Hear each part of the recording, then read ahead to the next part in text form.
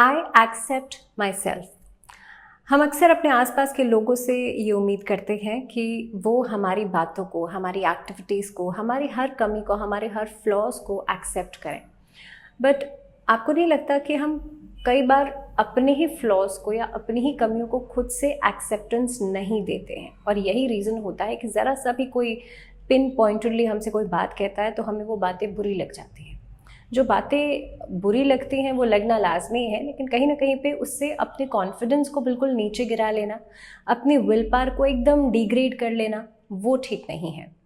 तो कहीं ना कहीं पे आपको इस चीज़ को ध्यान रखना चाहिए कि अगर आप रेगुलर प्रैक्टिस में डेली अफर्मेशंस लेते हैं that I accept myself, मैं जैसा भी हूँ या जैसे भी हूँ या जो भी कमियाँ या जो भी फ्लॉज मेरे अंदर हैं मैं उन्हें एक्सेप्ट करता हूँ या करती हूँ। बेशक से आप उन्हें ठीक करने के लिए आप हमेशा पॉजिटिविटी की तरफ आगे बढ़ सकते हैं। आप हमेशा आपके अंदर जो भी नेगेटिविटी है या जो भी फ्लॉज हैं आप उन्हें ठीक करने के लिए, आप खुद को एक बेहतर इंसान बनाने के लिए उस पर काम कर सकते हैं। बट एक्सेप्टेंस ही नहीं देना वो एक फुल स्टॉप की निशानी होती है। दैट मीन्स आप मेहनत ही नहीं करना चाहते उस पार्ट के ऊपर, आप एक्सेप्ट ही नहीं कर रहे हैं, आप एक्नॉलेज ही नहीं कर रहे हैं। सो आपको हमेशा इस चीज़ को ध्यान रखना चाहिए। अगर इस तरह की कोई भी प्रॉब्लम आपके साथ है then you can actually practice this affirmation regularly, और आपको कोशिश करनी चाहिए आप अर्ली मॉर्निंग और रात के समय आप इसे ज़रूर प्रैक्टिस करें। वेरी वार्म वेलकम, बहुत स्वागत है आप सभी का। मैं हूँ आपके साथ भावना शर्मा। नए महीने की शुरुआत हो रही है, नए सीरीज़ की शुरुआत हो रही है। दिसंबर का महीना है और साल का आखिरी महीना है। 2023 का आखिरी महीना कैसा रहेगा मेष राशि वाले लोगों के लिए, इसके बारे में मैं आपसे बात करूंगी। और क्योंकि मैंने एक अफर्मेशन की बात की है तो देखिए इस महीने के अंदर एक एक्सेप्टेंस मेष राशि वाले लोगों को भी चाहिए। आपके लिए जो ग्रह गोचर की स्थिति बनती है, आपकी राशि स्वामी कहाँ कौन से भाव में है, ये बहुत इंपॉर्टेंट है। इसीलिए मैंने कहा कि एक्सेप्टेंस होना बहुत इम्पॉर्टेंट है। तो जल्दी से पहले आपके चार्ट को समझ लेते हैं कि इस महीने में आपका चार्ट कौन कौन से प्लैनेट्स कौन कौन से भाव में रहने वाले हैं। सबसे पहले तो आपका जो, क्योंकि कालपुरुष की कुंडली है मेष राशि की, और अगर आप प्रेडिक्शंस अपनी सुन रहे हैं तो आप अपनी जो चंद्र राशि है उसे कंसिडर करेंगे, आप अपनी जो मून साइन है उसे कंसिडर करेंगे। तो सबसे पहले जुपिटर आपके लग्न में बैठे हैं। इसके अलावा शुक्र जो है वो सप्तम भाव में है, राहु 12वें खाने में है, यहीं पर शनि जो है वो 11वें भाव में रहेंगे, सूर्य मंगल युति बना करके बैठे हैं अष्टम भाव में, और कहीं ना कहीं पे बुध जो है वो आपके नवम भाव में रहेंगे, यानी कि आपके भाग्य भाव में रहेंगे। केतु जो है आपके छठे भाव में विराजमान है। अब देखिए इस स्थिति को सबसे पहले समझते हैं और बात करते हैं आपके लिए कार्यक्षेत्र की। आपका कार्यक्षेत्र इस अवधि में कैसे प्रभावित होगा। इस अवधि के अंदर आप देखेंगे कामकाज के लिहाज से आप अपने काम को एक्सपैंड करने की कोशिश करेंगे। नौकरी पेशा लोगों के लिए नौकरी में बेहतर अपॉर्चुनिटीज तो आएंगी, लेकिन जो शनि है अब मार्गी हो चुके हैं, 11वें भाव में आपके लिए बैठे हैं, और कहीं ना कहीं पे देखिए दशम भाव को और 11वें भाव को दोनों ही शनि कंट्रोल कर रहे हैं और बैठे हैं आपके 11वें भाव में, यानी कि लाभ के स्थान में। That means you will get better opportunities. आपको कामकाज के लिहाज से बेहतर अपॉर्चुनिटीज़ मिलेंगी, नौकरी में प्रमोशंस मिल सकते हैं। इस महीने के अंदर आप देखेंगे आपका जो काम है वो फैल सकता है। दैट मीन्स एक्सपेंशंस इसमें नज़र आती हैं। लेकिन अगर मैं व्यवसाय के लिहाज से देखूं तो देखिए व्यवसाय के लिहाज से पार्टनरशिप में काम बहुत सूटेबल नहीं रहेगा। हालांकि ऐसा नहीं है कि बहुत लॉसेस हो सकते हैं, लेकिन हाँ चांसेस बनते हैं कि आपके पार्टनर्स के साथ क्लैशेस ज़रूर हो जाएं। वहीं पर अपने व्यवसाय का अगर आप विस्तार करना चाहते हैं तो 18 तारीख के बाद कर सकते हैं आप। 18 तारीख के बाद आपके लिए स्थितियों में सुधार होगा, लेकिन उससे पहले मैं ये कहूँगी कि इनिशियल चांसेस नहीं बनते हैं कि आप इतना बड़ा अमाउंट किसी एक काम में लगा दें। तो चलिए अब बात करते हैं आपके लिए फाइनेंसेस कैसे रहेंगे इस महीने के अंदर। तो पैसा आएगा तो सही, क्योंकि जुपिटर आपके सेंटर ऑफ द चार्ट बैठा है, जुपिटर आपके लग्न में बैठा है। वहीं दूसरी तरफ शुक्र जो है वो सप्तम भाव में है। कहीं ना कहीं पे आप देखेंगे आपके अलग अलग कामकाज से आपको पैसा आ सकता है, अलग अलग सोर्सेस से आपको पैसा आ सकता है। लेकिन राहु 12th हाउस में बैठ करके पहली बात तो विदेशों के ऊपर खर्चा करा सकते हैं। विदेश में भी आप ट्रैवल करेंगे तो वहाँ पर खर्चा हो सकता है। ट्रैवलिंग के ऊपर ज़्यादा से ज़्यादा खर्चा होगा। अनएक्सपेक्टेड चीज़ों के ऊपर खर्चा हो सकता है। हो सकता है आपने कुछ प्लान नहीं किया लेकिन हाँ आप खर्च कर देंगे। तो इस तरह की चीज़ों में आप बहुत सोच समझ करके बहुत वाइसली अपना खर्चे को मैनेज कीजिएगा। तीसरी बात, इस महीने के अंदर स्टॉक मार्केट या शेयर मार्केट में अगर आप इन्वेस्ट करते हैं तो बहुत रिस्की इन्वेस्टमेंट्स करने से बचिएगा। ये महीना आपको आपकी सेहत के ऊपर भी खर्चा हो सकता है, प्रिस्क्रिप्शंस के ऊपर, डॉक्टर की प्रिस्क्रिप्शंस के ऊपर खर्चा हो सकता है। तो बेहतर है आप अपनी इम्यूनिटी को ज़रूर स्ट्रॉन्ग रखें, अपने सेहत का ज़रूर ध्यान रखें। वहाँ पर नेग्लिजेंस नहीं बरती जा सकती।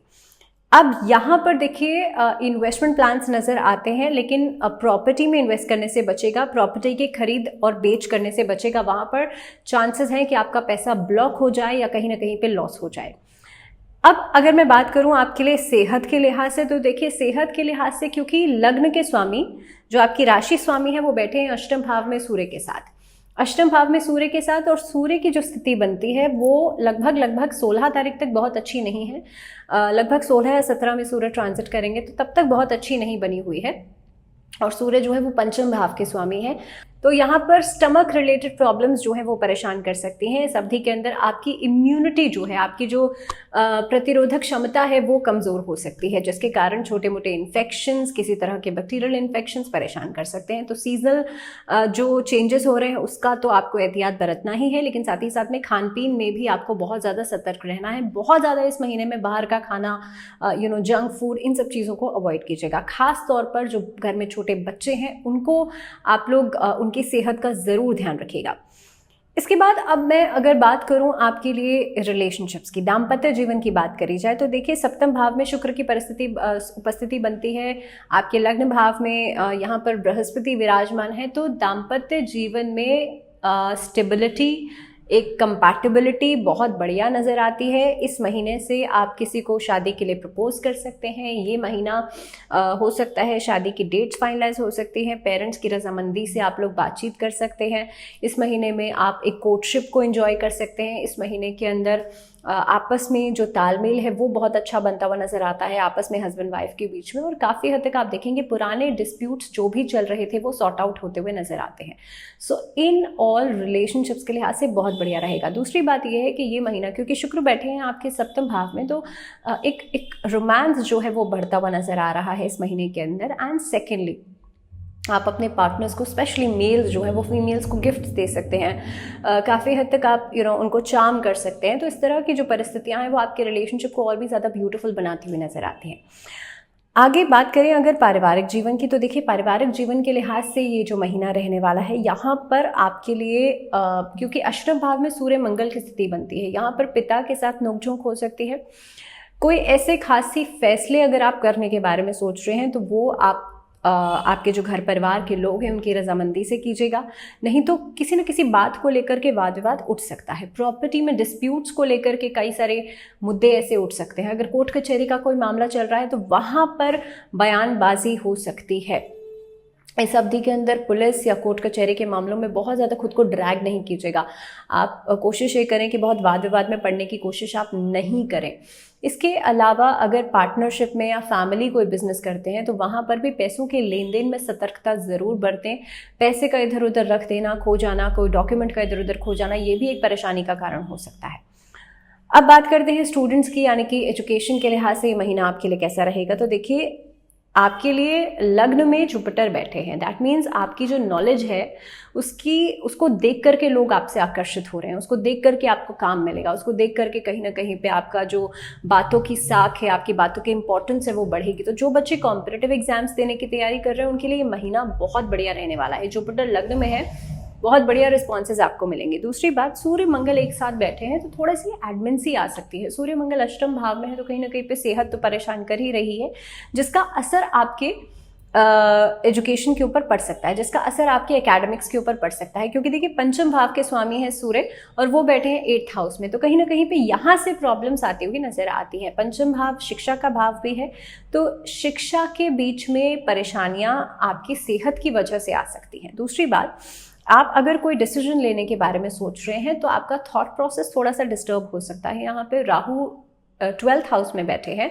एंग्जाइटी भी देंगे, स्ट्रेस भी देंगे और फ्लक्चुएशंस भी देंगे। तो आप तो अपनी तरफ से मेहनत कर रहे हैं। देखिए क्या होता है कि नॉलेज अगर है, मेहनत भी है, क्योंकि शनि एकादश में बैठे हैं, नॉलेज भी है, आपको मेहनत भी आप करना चाहते हैं, लेकिन उसके बावजूद भी if you don't have the correct strategy तो कहीं ना कहीं पे आपको रिजल्ट्स बेहतर नहीं मिल पाएंगे। तो बेहतर यही होगा कि आप बहुत स्ट्रैटेजिकली किसी भी काम को एग्जीक्यूट करें इस महीने के अंदर। हालांकि आर्ट से, कला से जुड़े हुए बच्चों को बहुत अच्छा लाभ हो सकता है, आपकी कला को एक्नॉलेज किया जा सकता है, आप कहीं पर मान सम्मान आपको मिल सकता है, स्पोर्ट्स एक्टिविटीज़ में भी आपका इंटेलिजेंस बहुत बढ़ेगा। लेकिन हाँ, अपनी चोट का बहुत ज़्यादा ध्यान रखिएगा, चोट आदि लगने का खतरा इस महीने में बिल्कुल हो सकता है। तो अगर ऐसी कोई स्पोर्ट्स एक्टिविटीज़ में आप इन्वॉल्वमेंट रखते हैं या आप रखने के बारे में सोच रहे हैं, तो बेहतर यही होगा कि आप लोग अपना ध्यान इस तरह से रखें कि बहुत रिस्क वाला कोई एक्टिविटी आप नहीं करें और चोट आदि लगने से खुद को बचाएं ज़रूर।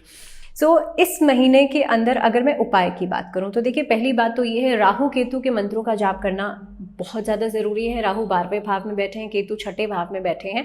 6ठा भाव रोग ऋण शत्रु का होता है, 12वां भाव जो है वहाँ से हम, क्योंकि लॉस हाउस है तो पैसा जो है वो जाता है या किसी तरह का कोई लॉस देखते हैं। तो इसीलिए राहु केतु के मंत्रों का जाप जरूर करें। महीने की अष्टमी तिथि, शुक्ल पक्ष की हो या कृष्ण पक्ष की, 2 बार घर में एक होम हवन आप जरूर कीजिएगा।